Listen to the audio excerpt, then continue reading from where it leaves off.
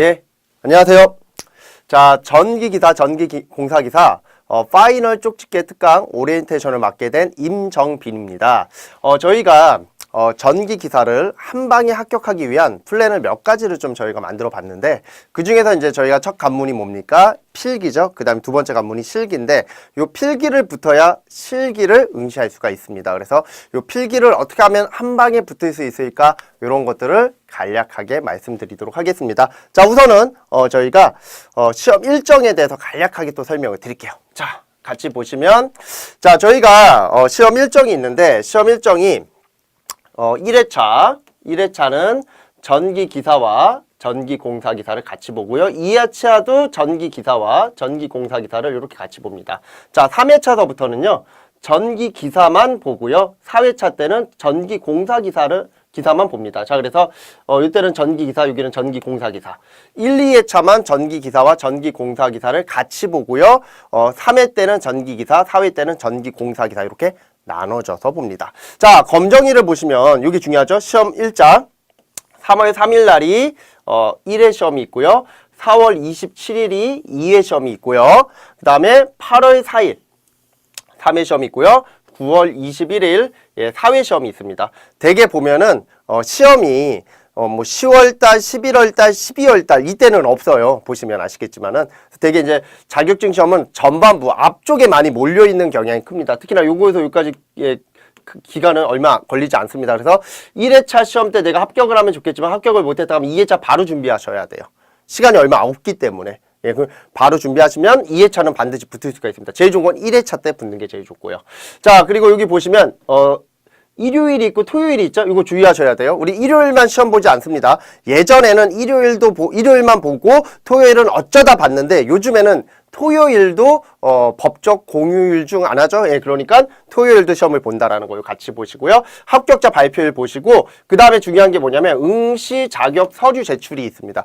예, 이게 뭐냐면 경력 증명서를 제출하셔서 나의 경력을 증명하셔야 되는데, 자, 이거 이제 문제가 뭐냐면 내가 경력이 시험 보는 이날 전까지입니다. 근데 이날 전에 이미 나는 경력이 다 확보가 됐어 하시는 분들은 요거를 이날 접수하시지 마시고 지금 미리 접수하셔도 상관없어요. 산업인력공단에 미리 제출하십시오. 왜? 이때에 너무 사람 많아요. 예, 우르르 몰려갑니다. 예, 그러면 걔네들도 하다 보면은 괜히 짜증도 나고 될 수 있으면 덜 해주고 싶어 하겠죠. 그러니까 사람 없을 때 가는 게 자격 검정하기에는 더 좋죠. 그래서 그 부분을 좀 설명을 드리고요. 자, 그러면 전기기사 필기 한방 합격 플랜을 우리가 한번 얘기를 들어볼까요? 자, 어떻게 하셔야 되는지를 보도록 하겠습니다. 자, 저희가 일반적으로 학원 같은 데 가시면 또는 우리가 관연도를 보면 이런 얘기를 많이 합니다. 특히나 이제 뭐 카페 같은 데 가면은 제 카페 같은 데를 뭐 무슨 박사 뭐 이런 데 좀 보거든요. 보면은 필기 준비하는데 관연도 몇 년치 봐야 돼요. 딱 그러면 다 댓글이 몇 년치야. 10년치 보시면 됩니다. 이렇게 얘기를 해요. 그럼 10년치가 몇 문제인지도 모르죠? 예, 우리가 1년치가 기본적으로요. 예, 1년치가 한 회당 몇 문항입니까? 예, 한 회당 100문항입니다. 그러면 1년에 3번 보죠? 예, 300문항이에요. 그럼 그게 10년치라고 해보십시오. 10년치면 3000문항을 봐야 돼요. 요 3000문항의 기준으로 학원 같은 데는 무슨 특강반이라는 게 설립이 돼요. 특강반. 이 특강반도 일반적으로 몇 문항 보냐면 약 3000문항 정도가 봐요. 3000문항. 그러면 우리가 10년치 3000문항을 봐야 된다라고 얘기를 해요. 아시겠습니까? 근데 이 3000문항을 어떻게 봅니까? 말이 되는 소리를 해야지. 3000문항 보려고 그러면요. 엄청나게 시간을 많이 투자하셔야 돼요. 이게 한 달 만에 볼 양이 아닙니다. 3, 4개월 전부터 보셔야 되는데, 문제는 내가 한 1000문항 정도 볼 때쯤 되면 처음에 봤던 1, 2, 3다 정도는 다 잊어버리겠죠. 그러니까 결국엔 뭐야? 예, 다람쥐 10바퀴 돌듯이 계속 보긴 보는데 머릿속에 들어간 거는 하나도 없어. 이런 경우 많이 생겨요. 예, 그래서 우리는 이걸 많이 획기적으로 줄일 겁니다. 그래서 요 3000문항을 저는 몇 년치로 줄이냐면 5개년치로 줄일 거예요. 5개년치면 몇 문항이에요? 예, 절반 1500문항. 근데 이것도 많아. 나 이거 많아. 그래서 이걸 획기적으로 또 줄여. 몇 문항으로? 우리 500문항으로 줄입니다.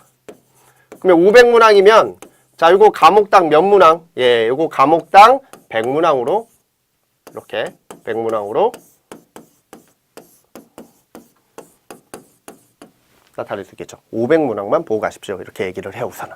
그래서 제가 말하는 플랜 중 하나는 우선 뭐다? 500문항을 먼저 내 거로 만들자라고 하는 거죠. 그게 바로 뭐냐면 파이널 쪽집게 특강입니다. 파이널 쪽집게 특강이라는 건 저희가 문항 수가 너무나 많고 이 문항 수를 획기적으로 줄일 방법은 없을까, 이거를 첫 번째 생각을 했고요. 두 번째는 뭐냐면 제 강의 스타일이라는 게 있습니다. 그 중 하나가 저는 시험에 나오는 문제만 집중적으로 공부하게끔 하는 트레이닝 기법을 씁니다. 우리 수강생들, 저도 이제 일반적인 이러한 특강반 같은 이런 직강의를 하는 학원에서 10년 넘게 강의를 했었습니다. 그럼 이 직강의의 가장 큰 단점은 뭐냐면 강의를 아주 열정적으로 제가 한단 말이에요. 그럼에도 불구하고 수강생들이 떨어지고 오면 제가 속이 많이 상해요. 그 이유 중 하나는 무분별하게 열정적으로 많이 해서 그래요. 무분별하다라는 거죠. 이게 뭐냐면 나올 법한 문제만 엑기스로 만들어서 그것만 계속 3번, 4번, 5번을 돌려놓으면 이 사람들이 그것만 가지고 기본 베이스를 잡고 그 다음에 살을 붙여서 공부를 할 텐데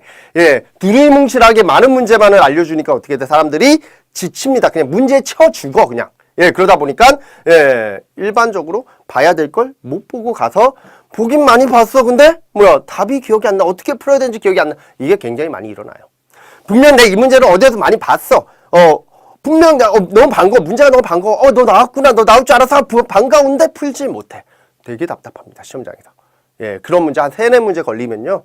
마음이 조급해지고요. 될 일도 안 됩니다. 그걸 해소하기 위해서 저희가 쪽집게 특강이라는 걸 한번 만들어 본 거죠. 이거면 되겠다라고 싶어가지고. 그래서 이거는 어떻게 만들어진 거냐면 10년치죠. 또는 5년치죠. 되게 이제 5년치가, 우리 5년치가 중요해요. 최근 5년치. 아시겠죠? 만약에 내 19년 시험을 본다 그러면 18, 17, 그 다음에 16, 15, 14. 이렇게 5개년치 관연도만 보셔야 되는 겁니다. 그 이후로는 봐야 되는 겁니까? 볼 시간이 안 됩니다. 그리고 봐본들 조금 떨어져요. 중요도가. 그래서 5개년치의 목숨을 거신다 이렇게 생각을 하시면 되는데 그 5개년치 중에서도 시험에 나올 엑기스 100문항씩을 만들어낸 게 쪽집게입니다. 그러면 이 100문항은 무조건 뭐 하셔야 돼요? 내 거로 만들어야 된다. 그래서 시험에 무조건 나온다라고 하는 100문항입니다. 그래서 꼭 공부를 100개 정도는 반드시 각 과목당 하셔야 되고요. 그러한 부분들을 저희가 좀 강력하게 좀 얘기를 드리는 편입니다. 그래서 저는 제가 개인적으로 맞는 학생들한테도 이렇게 공부를 시켜요. 시험에 나오는 거를 제가 다 먼저 추려요. 엑기스로 딱 추리고 그것만 계속 주관식으로 트레이닝을 시킵니다. 객관식이 아니에요. 주관식으로 풀이까지 다 맞게끔. 그래 놓고 나중에 걔를 기반해서 나머지 문제들을 이렇게 확대해 나가면 개수가 굉장히 잘 나와요. 아시겠죠? 그렇게 좀 보시면 되고요. 그래서 저희가 이러한 쪽집게 특강을 샘플 영상을 한번 가져왔습니다. 딴 데 가서 보세요 그러면 좀 잘 안 보시니까 어디 클릭해서 보세요 그러면 또 잘 안 봐. 그래서 저희가 가지고 왔으니까 한번 플레이해서 한번 보도록 하겠습니다. 송전선로에서 지락 보호 계정기 동작이 가장 확실한 접지 방식은, 자, 접지 방식, 우리 송전계통에서의 접지 방식은 2가지가 있습니다. 접지식 선로와, 굉장히 중요하죠. 접지식 선로 Y결선과 비접지식 선로 델타 결선이 있습니다. 즉 우리가 송전 계통을 해석할 때 Y결선과 델타 결선으로 해석한다라는 거죠. 그러면 Y결선에는, 자, 우리 접지 방식에는 크게 3가지가 있어요. 직접 접지 방식과 저항 접지 방식과 소 리액터 접지 방식, 이렇게 3가지가 있는데 이 중에서 우리가 가장 많이 채택하는 거는 직접 접지 방식을 많이 채택을 하고요. 저항 접지는 아예 쓰지 않고요. 소 리액터는 고가기 때문에 돈이 많은 지역에서 쓸 수 있는 거고요. 비접지 선로는 일반적으로 잘 쓰지 않으려고 하겠죠. 그 이유는 요 건전상 전이가 굉장히 높아요. 자, 얘는 봐봐요. 이제 이게 직접 접지인데 직접 접지는 지락이 되죠. 그럼 지락이 되면 이게 IG인데 IG가 흐르면 이 IG가 이런 식으로 이렇게 들어간단 말이에요. 들어가면 자, 여기에서의 전류, 여기에서의 전류, 여기에서의 전류, 세 전류가 이런 식으로 지락돼가지고 이렇게 간단 말이에요. 그러면 이 지락 전류는 굉장히 크겠죠. 그러면 지락 전류, 고장 전류가 크면 클수록 보호 계정기는 동작이 잘 되고요.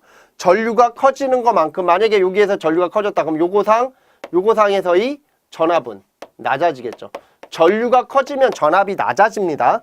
무슨 뜻이냐면 이게 이제 기초 전기 이론이 들어가야 되는 건데 우리가 잘못 알고 있는 게 이게 전압이 수압이고 이게 전류란 말이에요. 물이 흐른단 말이에요.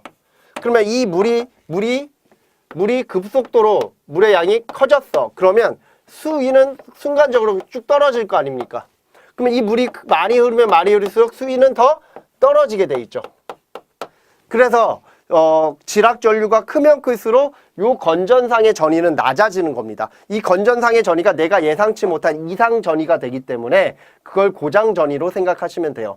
고장 전위가 크면 클수록 고장 시 우리 2차 측, 즉 부하 측이 부담해야 될 절연 내력, 절연 비용이 더 커진다라는 거죠. 좋지 않은 거예요. 그래서 지락 전류가 크면 클수록 부담해야 될 절연 비용이 적게 들기 때문에 우리가 아까 얘기한 것처럼 직접 접지 방식을 많이 사용하는 거고, 소리액터 접지 방식은 저기다 리액터를 다는 거고요.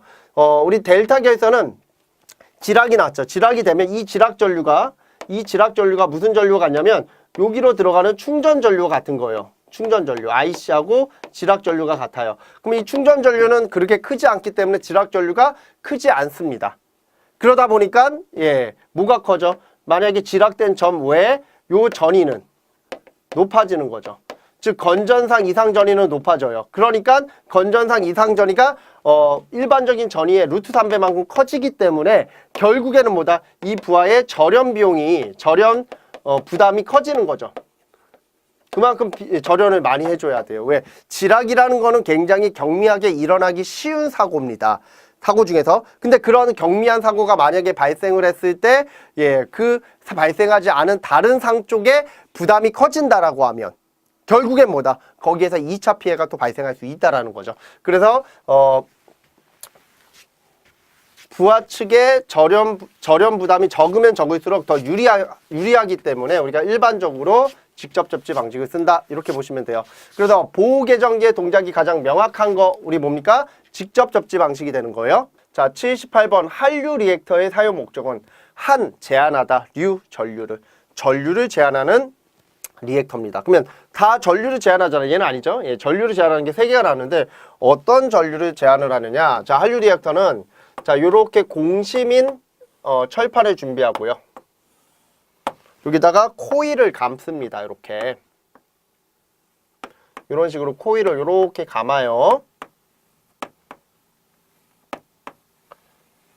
이렇게 감으면 자, 요 코일 내에서의 뭐가 리액턴스가 굉장히 커집니다. 그러면 리액턴스가 커지는 것만큼 이때의 단락 전류는 뭐가 된다? 바로 임피던스 분지 그때의 전압인데, 요 리액턴스가 커진다라는 건 요 임피던스가 커지니까 이때의 단락 전류를 줄이죠. 그래서 얘는 단락 전류를 줄이기 위한 공심 리액터를 한류 리액터라고 합니다. 얘를 공심 리액터라고 하죠. 그래서 이 공심 리액터 때문에 우리가 일반적으로 단락시 고장 전류는 이런 모양을 갖게 되어 있습니다. 자, 이렇게 되는데, 자, 요 구간까지를 우리는 일반적으로 1에서 2사이클이라고 하는데, 1에서 2사이클 정도 되는 요 구간에서는 전류가 굉장히 큽니다. 이거를 돌발 단락 전류라고 합니다. 자, 이 돌발 단락 전류가 진행이 되면 그 다음서부터는 뭐가 되냐면 지속 단락 전류가 나오는 거죠. 이런 식으로. 그래서 돌발 단락 전류를 줄여야 당연히 지속 단락 전류도 줄겠죠. 이러한 단락 전류를 제한하는 리액터를 한류 리액터라고 한다. 자, 이렇게 봐주시면 되고요. 실제로 보시면 이렇게 생겼어요. 아시겠어요? 이렇게 공심으로 돼 있죠. 공심으로 돼 있고 코일을 이런 식으로 감아놨겠죠. 이렇게. 그래서 이렇게 돼 있고 지금처럼 이렇게 돌발 단락 전류 있죠. 이런 돌발 단락 전류를 제한하는, 이게 커지면 차단기 용량이 커져야 될 거 아닙니까? 설비 비용이 많이 들어요. 그래서 이거를 제한하고자 하는 목적으로서 한류 리액터를 달아준다. 요거랑 유사한 목적으로 개폐 저항기라는 것도 있어요. 개폐 저항기는 이상 전압이 야기될 수 있기 때문에 그런 이상 전압을 제거해주기 위해서 개폐 저항기라는 것도 달아주기도 합니다.